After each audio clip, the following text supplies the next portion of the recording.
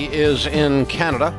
She has a fitness center and a martial arts center that they've had and invested their careers in for a decade plus, and they finally got reopened after COVID, and now there's noise that they may be closed down again. She's trying to figure out how to navigate this ridiculous world that we live in and keep her business alive, and her heart's breaking a little bit because her old career's been poured into this. Is that a fair summary of what you told me so far? Yeah, super fair. Yeah. Well, I share your frustration. I've gone past the point. I have made a commitment to God to be kind to people who I don't agree with on these issues, and it's been very hard because some of these people are absolutely misbehaving. The way they're treating each other, the number of times I've been screeched at for not wearing a mask by some idiot in a store, the number of times that I go into a business and the business abuses me as a customer. I'm tired of it. I'm really getting weary. The number of times that the government of Canada or the government of the United States or the state of Tennessee or the city of Nashville is denying our freedom to operate when the data is now in on this thing, it has gotten out of hand. So I share your frustration. I'm getting angry enough. I'm getting ready to start a freaking crusade against these people. But it's gotten out of hand. They got the amount of totalitarianism where the governments are just walking in and wholesale shutting down our freaking lives and taking them from us has gotten out of hand. And that's what it feels like. Yeah. So I'm with you, but I don't know how to help you because they're going to do it. It looks like. And so you and I are faced with, when they do that stuff, with trying to abide by their ridiculous decisions, and they are ridiculous based on the data that's in, or go to jail, And, of course, half our customers are cuckoo for coconuts. And so, and the other half are mad at the other half. And so it's just, it's weird. It's just a weird thing to navigate. So I think the problem we're facing is the same thing we faced when there was violence in some of the major cities, and the major cities were shut down in America over the racial issues, that in an unpredictable environment, business cannot exist. When we cannot predict order, and the only thing we can predict is chaos, then business can't function, and it shuts down the economics of the situation. And it affects more lives than the violence affects or than COVID affects. A lot more lives in a lot more negative ways. So I think that you just have, what we're doing is we're just having to navigate, and we're staying right on the bleeding cutting edge of what is allowed and pushing the boundaries on what is allowed. And if I'm in your shoes, that's what I'm doing. But the problem is you still are not going to be able to, if they come in and just say all gyms are shut down, then you're just straight up going to jail if you open up again. So you've got to turn around then and try to find online ways to deliver, Zoom workouts or some kind of a digital curriculum delivery of some kind, where you still use your passion for people's fitness, and you still use your knowledge base, but you're just delivering it in a different way. And we'll just pray God that it's a temporary thing, that you have to do that for the rest of our lives, these governments are not going, we know they're not going to meddle at this level, because there's going to be a freaking revolution if they continue to do this, because people have had it. It's not going to go on a lot longer.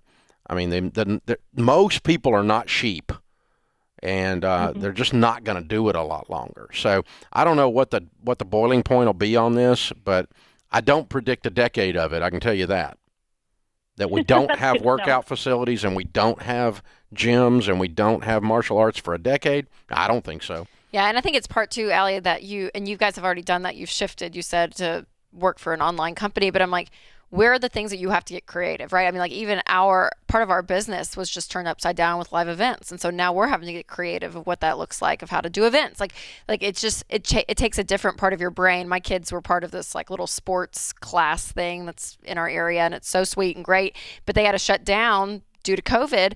But then they ended up starting this whole new department of it Well, where let's reiterate that. They had to shut down because of government regulations, not because of COVID. I'm sorry. Okay. Well, Because the health departments are over the top, lost their dadgum minds. That's why. it's the Dave Ramsey show. Yes, correct me. But what I'm saying is though that and then all of our schools got shut down this spring, but then they created a whole like recess department where the coaches would come to neighborhoods where these pods were of homeschooled kids now and like have recess, and they would charge for this session. So like just the creative ways that companies who have been shut down through government regulations because of COVID-19, that you're just getting you have to get creative. I'm like, it's the only way to make money, or just or completely having to ditch the industry and just get a job that's there, which sucks. Like I don't want you to do that, Allie, but the way we've gone at it is in our business is this: we've had entire segments of the business that just disappeared. Live events is 98% gone.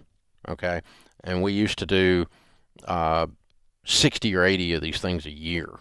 And so I've got an entire department of people that don't have a job. I've had to redeploy them inside the business otherwise so that I didn't have to fire them because of it. And so we lost that. So what can we do? Well, we can do live streams of events and put them out there. They don't make any revenue to amount to anything, but we're doing them. And we're making a little bit of money, but more than anything, we're just helping people, which we figured out a long time ago if we can do that. So, we're pivoting on that, but we're not pivoting on that with the idea that live events will never come back. Okay. We're pivoting on that with the idea that for now, I have to tolerate this crap. And my customers won't come, and I got venues that are, the health department and 62 policemen with tactical gear will come in and bust us because we're all within 6 feet of each other or some kind of crap like that. And so, it's just ridiculous. And so I've got to tolerate this for a while and do something different for a while. And that's what you've got to do. So what you do need to ascertain is if you really start to believe, and this is Henry Cloud's book, Necessary Endings, anytime you're in a career, you're in a business, you're in a situation where you start to believe that you have lost hope that it will ever return. And this isn't being hysterical or emotional. It's with critical thinking skills, you're looking at the landscape. I don't think this is ever going to go back. Let me give you an example of that, okay? Blockbuster should have pivoted permanently because they should have lost hope that people weren't going to rent VHS tapes from them. They didn't. And so they went broke because they didn't pivot. And Netflix pivoted. Well, Netflix went from mailing DVDs to I now know, an online but it was streaming. still essentially the same business. Yeah. But one didn't lose hope and one did, and so they changed permanently who they are. And now Netflix is a major operation because of that, and Blockbusters is a memory. So you've got to look at that and say, permanently, what have I got to change that the landscape is permanently changed? How much of this COVID landscape do you believe is permanent? And, I don't believe it's permanent because I think it's, it's not, 20% of the population did not die. 2 million people did not die. One thing we do know is that you don't have to learn much about math to get a medical degree. We have figured that out, that medical people don't do math well. That's a permanent thing that I now know that I did. Oh, almost $1 trillion in credit card debt. 78% of you that use credit cards do not pay it off every month. That means only 22% do. When you use a credit card to purchase something, on average, studies have shown, several pieces of research, that you spend more money. The average is 12 to 20% more that you spend. Now, depending on the item, the size of the item, the process that you're using, you may or may not spend more than that or less than that.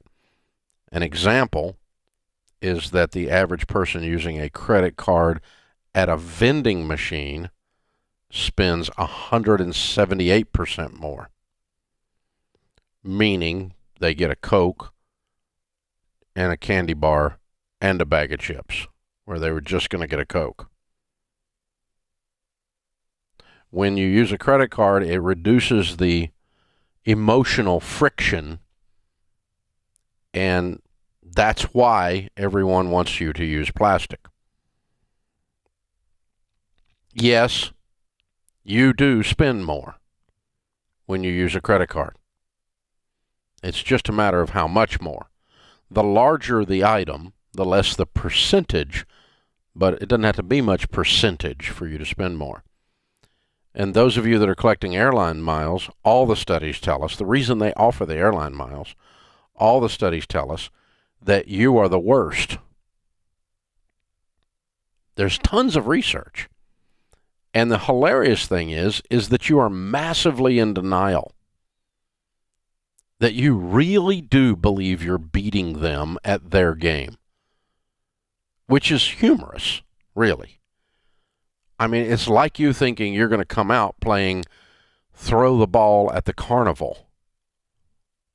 A semi-rigged game. Put the ring over the hoop. Put the hoop over the pylon at the carnival. A semi-rigged game. You're not going to come out in these games. They know the behaviors. It's not a conspiracy theory. They're just world-class marketers and spend a bazillion dollars studying your behaviors. You spend more when you get airline miles because you're so freaking excited about your free trip to Europe that's not free. Because you're so stupid, you believe all that stuff. Well, I don't agree with Dave Ramsey on the airline miles. It's just because you don't know the background and the data on this. 90% of airline miles are never redeemed. And of those that are redeemed, you have a substandard experience with the airline, which having a substandard experience with a substandard industry pretty much means it sucks. I mean, think about airline service other than Southwest as an oxymoron, isn't it? I mean, Delta is Greek for we're not really taking you there. We just said we were. It's a substandard experience to start with. And then you get the opportunity to fly through 3 extra connections to use your free miles that was brought to you by overspending on your credit card. And somehow you and your little brain have figured out that that makes sense. This is stupid. It's stupid. Even when you're on a cash basis with a debit card like I use. I don't own a credit card. I haven't in decades. But even if you use a cash basis like a debit card, you do not feel the pain. Back in the day when the dinosaurs roamed the earth and we put gasoline in our car, we used to have to leave the car, walk into the store, and hand the person in the store money with presidents' faces on it. When gas prices went up, we squalled and threw a fit. They go from $2 or $3 to $5. We had a fit. People were acting like the entire world was in meltdown because when they paid for their gas with presidents' faces, they knew the gas prices had gone up. Here's what's interesting. When gas prices go up now, you and me, we pay at the pump, don't we? I pay with a debit card. Some of you pay with a credit card. And when gas prices go up, you don't think much about it. Because it's kind of like monopoly money. It's a digit. You're not even pulling the receipt off the thing. I know, because when I pull up there, your stupid receipt's still hanging there. So you have no idea what your last tank of gas cost? You can't tell me. And the reason you can't tell me is it created no pain for you inside your brain. Pain is associated with memory. If you create a pain around something, you will have a memory of it. When you buy something that you saved up for and you pay cash for it, you can tell me to the penny what you paid for it because it registers in your psyche. The research shows the more money you make, the more credit card debt you have. Because the sloppier you get and the more you buy into these stupid rationalizations where you are not experiencing any emotional friction. MIT did a study that showed that the pain centers of the brain are activated when you release cash that is yours to purchase something. When you spend cash, it activates the pain centers of the brain. When you buy the exact same item with the exact same amount of money with a credit card, nothing happens in the brain. No pain center activation. No brain, but no pain center activation. Which means you're simply not registering the spending. There's no emotional friction.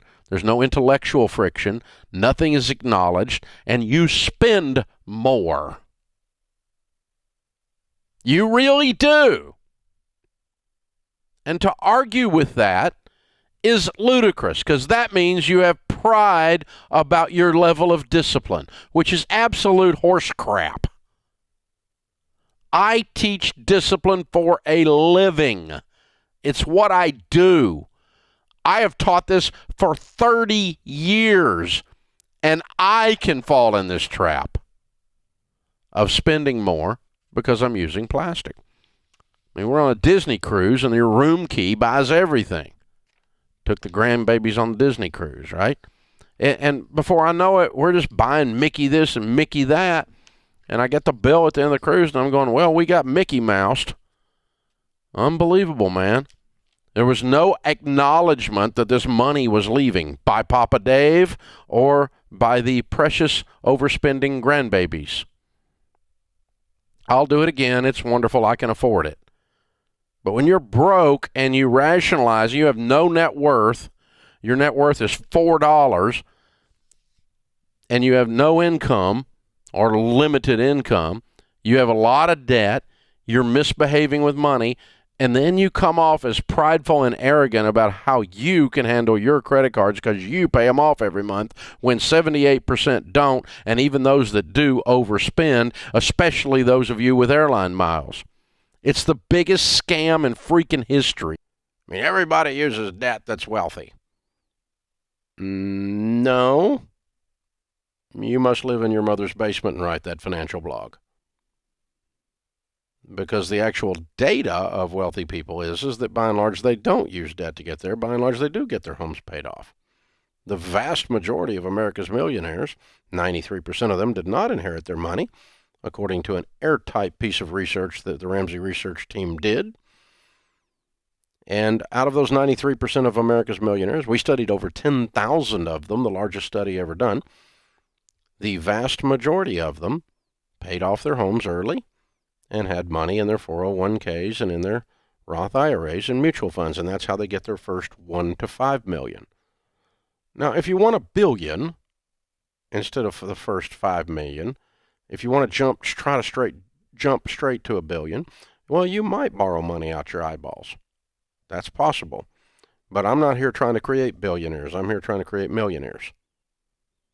Because I want families to be able to retire with dignity, be able to change their family tree, and be able to live well. I don't need you to go broke 6 times in the process getting there. We're not trying to write a success manual on going broke over and over again by taking all this risk.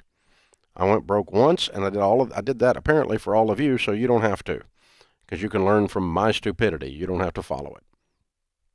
So this idea that sophisticated people all borrow money is absolute statistical hogwash. It's simply not true. They do not. Now, do sometimes billionaires? Yes, sometimes they do. Does somebody worth $30 million? Maybe. But you got 30 cents. 30 cents. And you're losing some of your cents all the time. And so don't talk to me about how sophisticated people borrow money. You're freaking broke. They do not. Now, that's what I used to think, because that's what my broke finance professor taught me. If your finance professor is broke, that's like having a shop teacher with missing fingers. You should think about where you're getting your advice. So be careful when someone says, oh, well, such and such, like Ramsey, is not sophisticated. The stuff we teach is unbelievably profound and sophisticated. It just doesn't line up with your get-rich-quick little immature self, and you don't like it, some of you. Oh, well, you don't have to follow it. This is America. You have the right to be wrong. You're allowed to go do whatever you want to do. So she's brilliant. She's done a great job. They've handled their money beautifully, and they're well on their way to substantial wealth. And we meet everyday millionaires, baby steps millionaires, who follow these baby steps by the tens of thousands. Every day I meet more. And is it because I didn't make up any of this? I didn't invent any of this. It used to be called common sense. It's just now marketable because it's so freaking rare. It's like having a superpower. I've made millions and millions of dollars selling common sense because there's not any out there. And so it turns out it's like a rare commodity. It's like finding a big old diamond out in the middle of your backyard. Look at that! Oh my God, that's ingenious! Live on less than you make! Oh, who would have thought of that? You know? But that's where we live. Instead, we've got, oh, I'm going to Bitcoin my way in, and I'm going to play the lottery, and I'm going to borrow and do nothing down real estate and buy 73 houses with no money and think that isn't going to bite me in the butt later. Of course it's going to bite you in the butt later. It's going to take you to your knees. It did me, and it will you. Please don't do that stuff. It's going to bring pain to your family, and then you have to do it all over again. It's much easier just to do it slower and do it right. It's also faster to do it slower and do it right. It's easier to do a job right the first time, and wealth building is no different. So, walk these baby steps, and in 10 to 12 years, you'll probably be a millionaire, most of you. But to the extent you don't, then you have to wander off and find your own way because you're going to reinvent common sense. That's just silliness. And that is not an indicator that the stuff that the Ramsey personalities and Dave Ramsey teach is simplistic or out of touch or he's such a boomer. Oh my God, you're such a child. You're just such a baby child. Listen, little baby child, here's the deal. The boomers got this stuff figured out. That's how I live this long, guy. I am an old redneck hillbilly guy. I love cars. I love cars with big engines and loud mufflers and trucks with big tires. I love vehicles.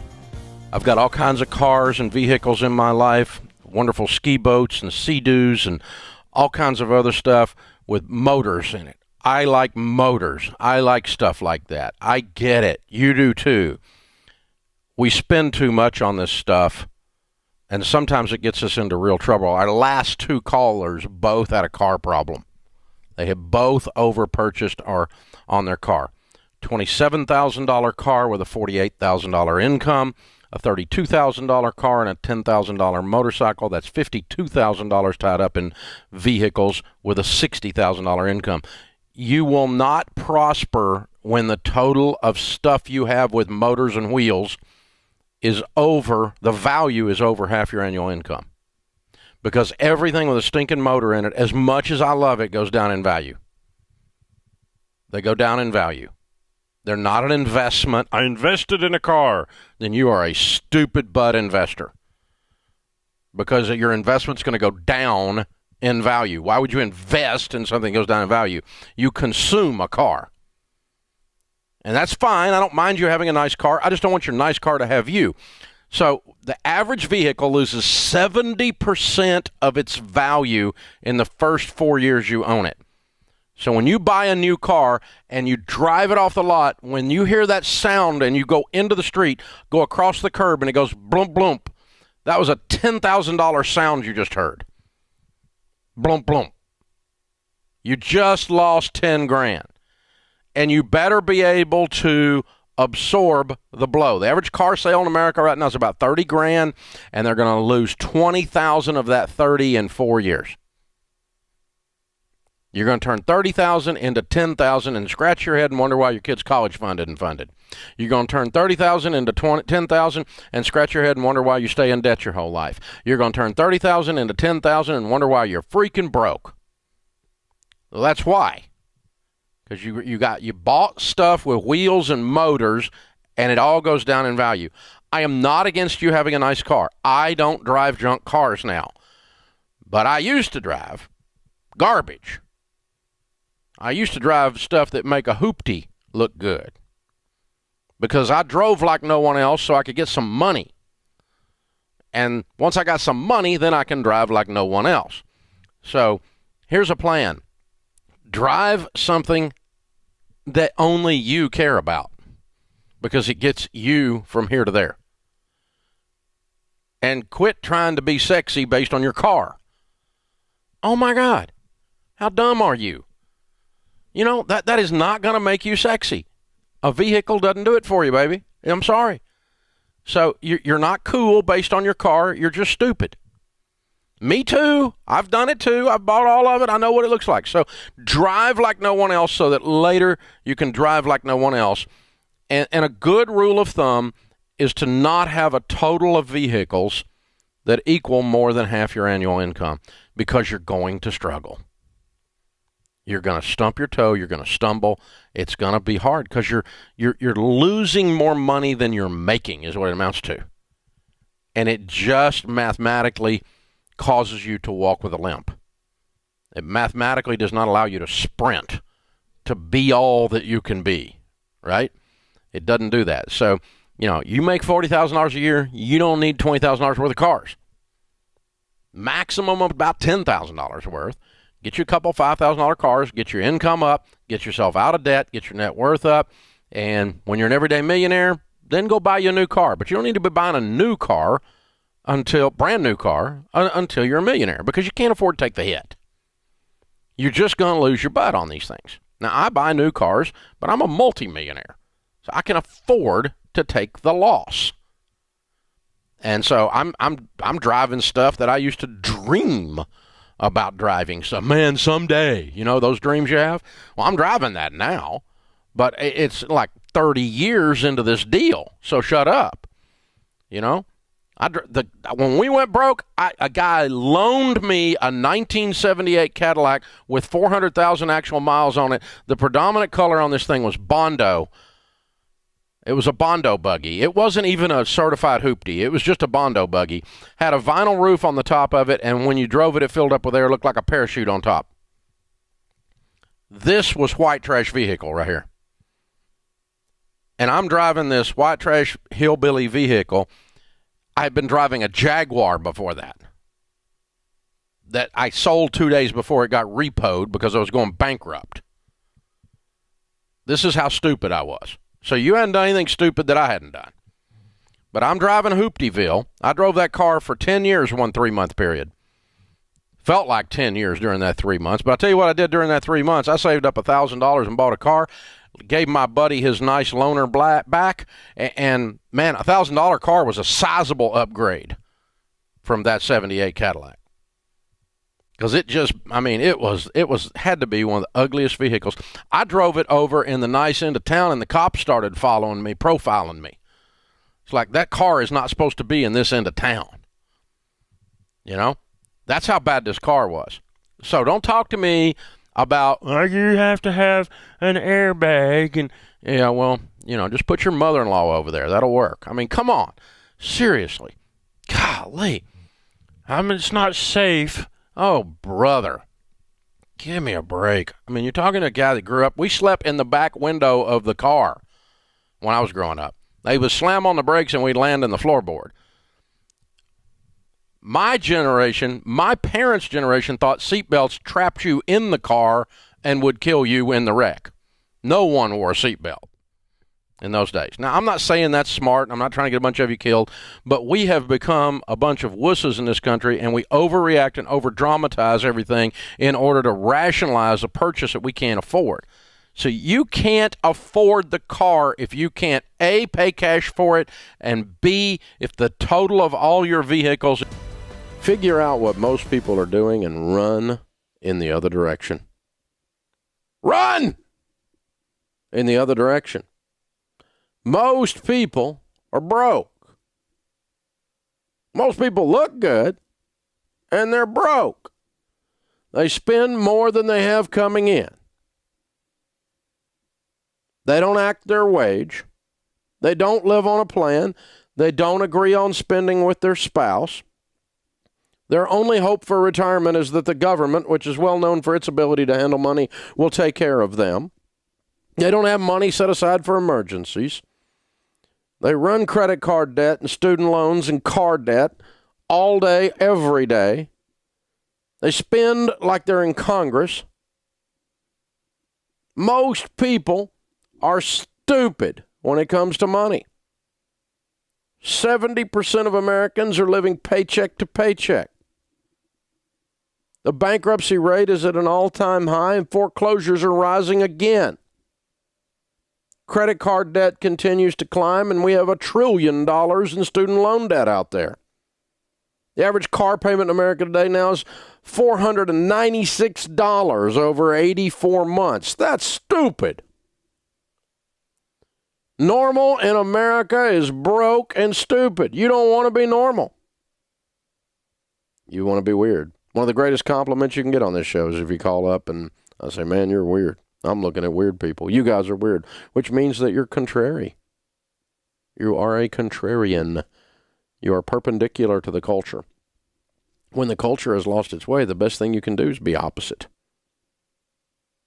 Figure out whatever they're doing and do the other thing, right? Because you're only going to get what they're getting when you do what they're doing. This is not hard to figure out. If you keep doing what you've been doing, you're going to keep getting what you've been getting. You do reap what you sow. You live in a cause and effect world, baby. There's no way around this. So your goal, when I went broke, I realized my goal is to be weird. My goal is to be different. And personal finance is 80% behavior. It's only 20% head knowledge. So this is not some math formula that you got a problem with. This is a person in your mirror. I figured out if I can make the guy in my mirror behave, he can be skinny and rich. He's got issues. And once we realize that behavior is what causes people to handle their money poorly or handle it well, then what we've got to decide is our behaviors. And if you have the same behaviors as broke people have when it comes to money, you're going to have the same results broke people have. You're just going to be another broke person. And some of you are making $250,000 a year and you're broke. You got no money at all. You got a mess. Loans coming out your ears. You can't breathe. You run like a rat in a wheel, have a heart attack and die and wonder what happened. This is no way to live. Buying things you can't afford with money you don't have to impress people you don't really like. Some of you spend an unbelievable amount of money on a car payment to impress somebody at a stoplight you will never be introduced to. But, buddy, you felt cool there for about, 3.5 seconds? Fool. I've been that fool. That's why I know who he is. I've been that guy. I've been that shallow where I thought that my car actually mattered to somebody. Give me a break. Nobody gives a rip about your car. Listen, if you know what I drive right now? Anything I want. You know why? Because I drove crap for a long time. I drove cars like nobody else would drive. Now I get to drive whatever I want to drive. And I don't drive them for you. I drive them because I like them. I couldn't give a care less what you think about what I drive. It's not my problem. It's not your problem either, by the way. I'm going to enjoy. I'm a boy. I like nice cars. I'm going to get, but I'm not going to have a nice car with a stupid car payment on it. It's ridiculous. If your self-esteem is so screwed up that you're doing that, then you're going to struggle with money. You're normal. People spending a bunch of money to act like they're something they're not. What they call in Texas, big hat, no cattle. You need to decide, I don't care what other people think, and I'm going to be weird. Whatever you're doing with money, I'm going to do the opposite thing. And when you decide that, you'll start winning with money. I don't have any credit cards. Not a single one. No, I don't believe in points. I've never met a millionaire who said, Dave, I made all my money with my airline miles. No, stupid. People don't say that in the real world. I meet middle-class people who spend everything on a credit card because they're racking up points. Now, figure this math out for me. You get 1% back on your stupid Discover card, right? Have you ever discovered what the math is on that Discover card? That means if you spend $100,000, you get $1,000. Is this a path to wealth anywhere you went to math class? That's just straight up stupid. I mean, in the 6th grade, you should have been able to figure, 4th grade, 3rd grade, you should have been able to figure that one out, that's not going to work. I mean, you run $100,000 through a stupid credit card to get a free airline ticket. Give me a break. With what you overspent, you could have bought 10 airline tickets. And all in the name of, I'm racking up points. I'm beating it. You're not beating anybody. They're a multi-billion-dollar company. They've done so many behavior studies on you based on your zip code and your demographic. They know what kind of bottled water you drink, fool. They're tracking you. Every movement you make on the web is being followed with web analytics. They know exactly what you're doing. No, this is not a conspiracy theory. They are better at marketing than you are at living your life, and they're selling you so much crap you're broke. And you're playing their game. You're playing Citibank's game.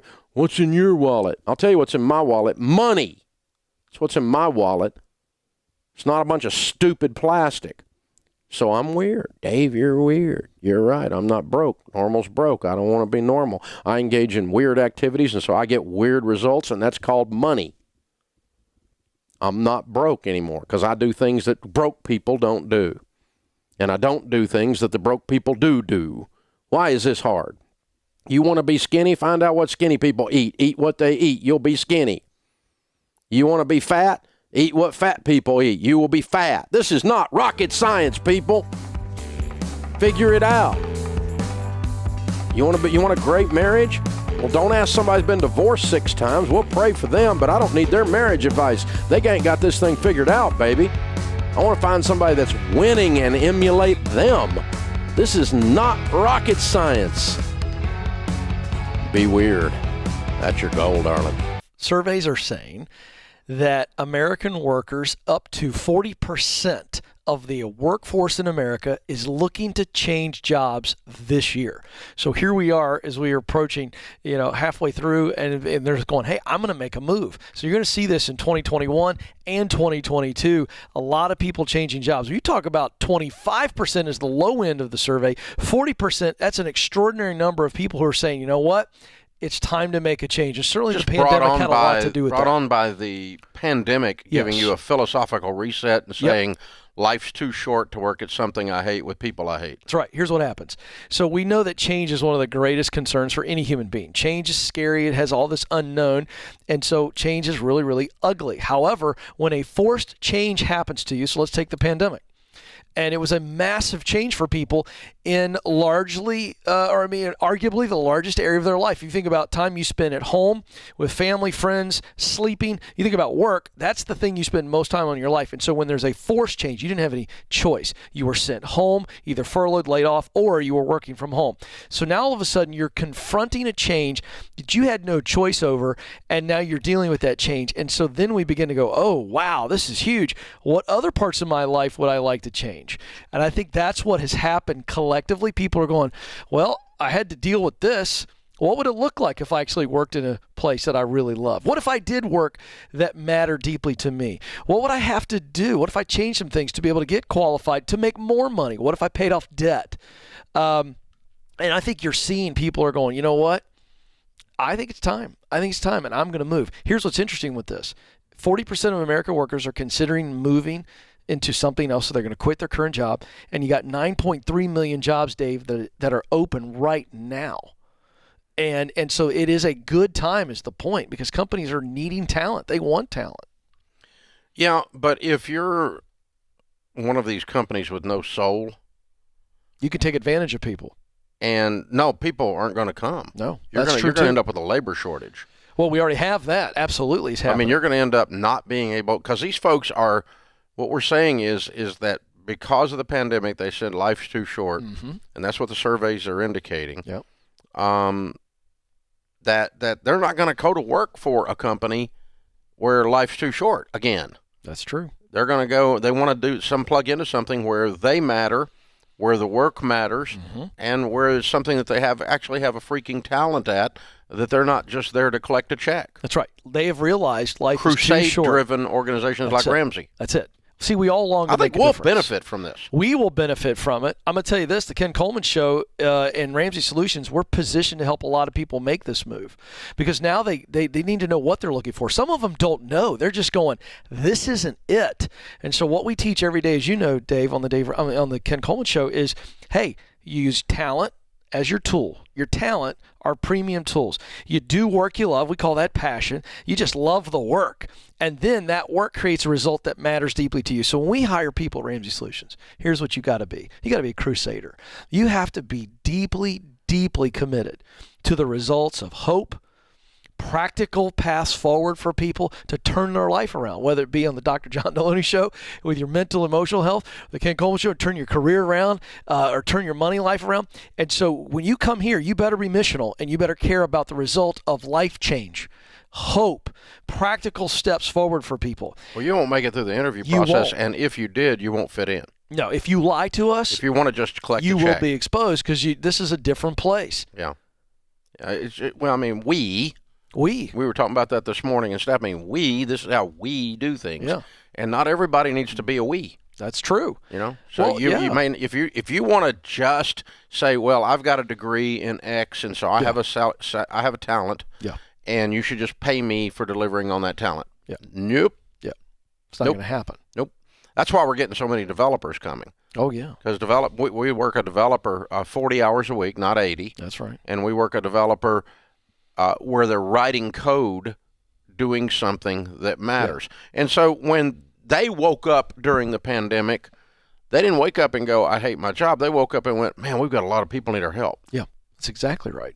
And so they're going, hey, I know that if I'm in here in this company coding, that it is going to be directly tied to transformation. See, I think that's That's what everybody wants, is to make a difference in their so, work. So the net result will be for the economy overall, if this transition is accurate, if this survey is accurate, will be a huge increase in productivity because people will leave jobs in bad situations that they are not good at, that they're not passionate about, and go plug into something, Yes. A, that they're good at, and B, they're passionate about in a better situation. That's right. And they'll produce more, Way more. which goods and services, Yes. which will help the economy overall. It So will. really, if everyone followed the Ken Coleman rule and got in something where their talent and their passion was aligned with what they were doing every day, then the economy would boom even Yes. more. Productivity rises and durability increases. People stay longer.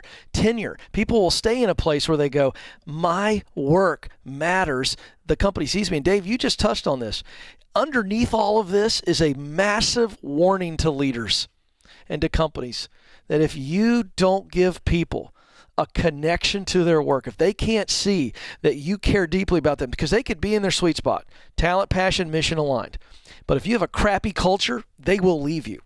They will leave you, and you better have a place that is healthy, and you better have a place that is dominated by leaders who care for their people, and people feel like, hey, you see me. I'm not just doing work that matters to me, but I matter to you, because you share how we collectively, everybody at Ramsey Solutions, matters to the world out there. That's what's special about this place. And companies that don't figure this out, you're going to lose talent at an alarming rate, and the companies that figure this out, Dave, are going to explode. They're going to grow like crazy. Yeah. And one of the things that they came to the conclusion that I disagree with was that the worker is now demanding that they work from home. Yeah, well, those people are going to lose. Yeah, that's not going to work. Bad idea, by the way. It's not going to work. Yeah. It hasn't worked. You could try that. All of the data No. is in.